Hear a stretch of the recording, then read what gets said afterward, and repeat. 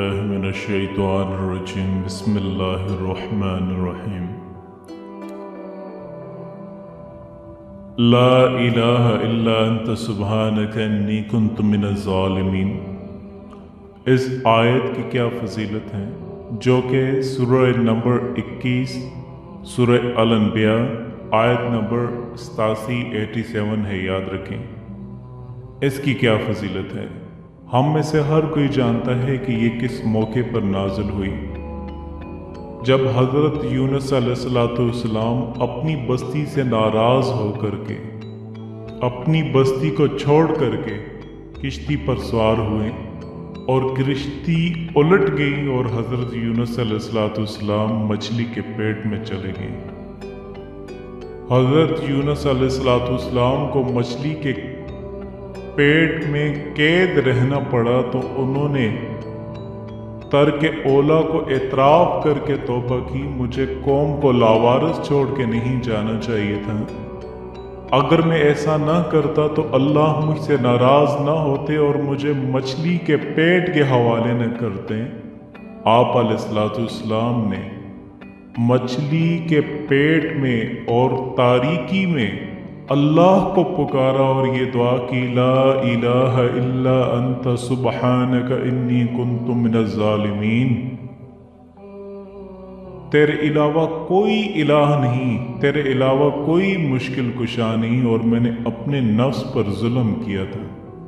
تو اللہ نے ان کی دعا کو قبول کیا اور انہیں غم سے نجات عطا فرمائی اور فرمایا ہم اس طرح ایمان والوں کو نجات دیتے ہیں۔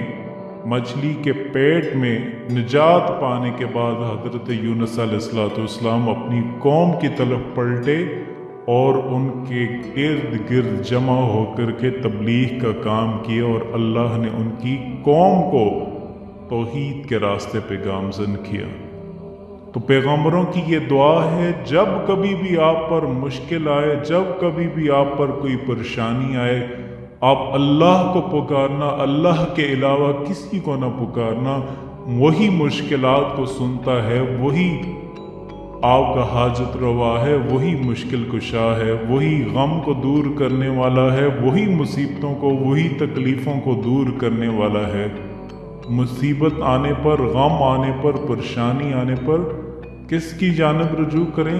یہ پیغمبروں کی تعلیم ہے، اللہ کی جانب رجوع کریں۔ خود آپ صلی اللہ علیہ وسلم بھی اس کے بارے میں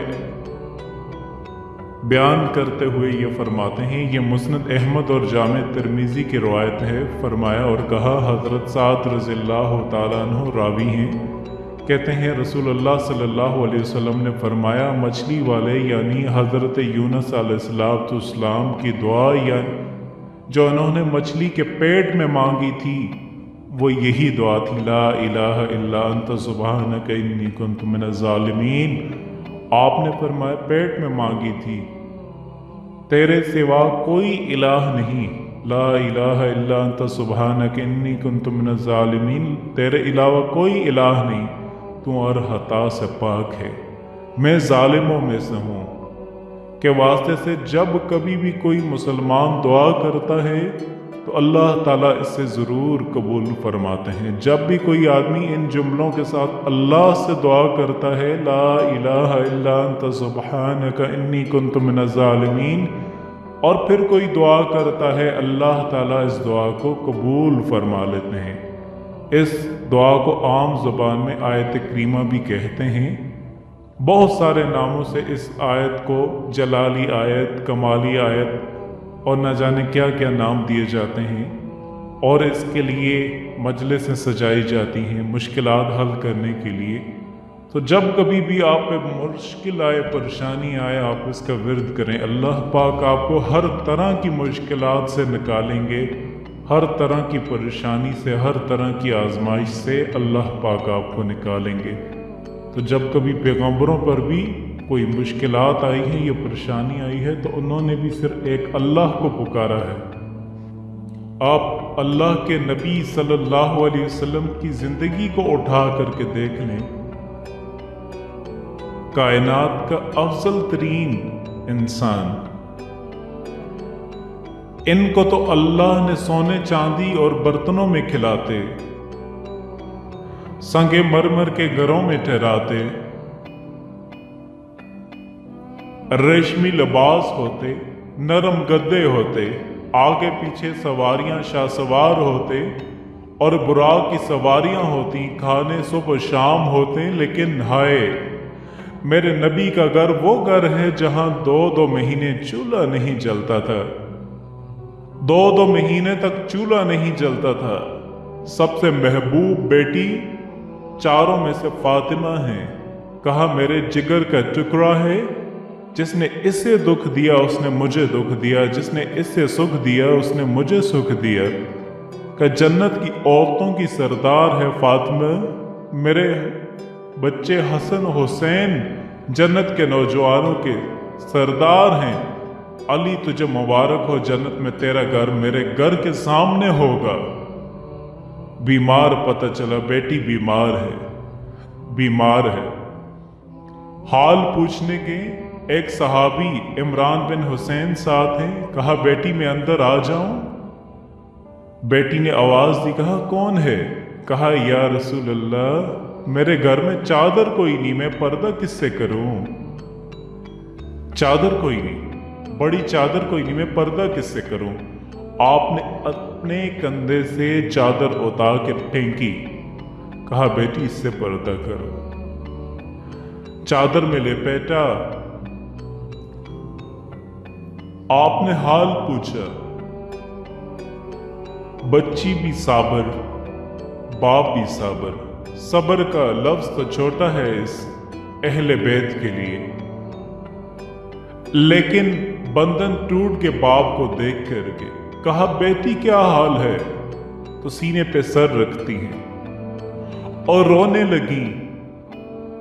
कहा या रसूलल्लाह, पहले भूख थी, खाना नहीं था, अब बीमारी है, दुआ कोई नहीं। तो आपने बच्ची को ऐसे ले लिया और उनके सर पर अपनी थोड़ी को रखा। ओहद में पत्थर खा करके आंसू नहीं बहे। ताह में पत्थर खाए लेकिन आंसू नहीं बहे। बेटी के आंसुओं ने झरने शुरू कर दिए, उबलने लगे चश्मे और दाढ़ी से आंसू गिर करके बेटी के बालों पर गिर रहे हैं। और कायनात के अफजल तरीन बेटी और अफजल तरीन बाप एक दूसरे से मिलकर रो रहे हैं। और फिर आपने फरमाया मेरी बेटी सब्र कर, आज तीसरा दिन है तेरे बाप ने रोटी का एक लुकमा नहीं खाया।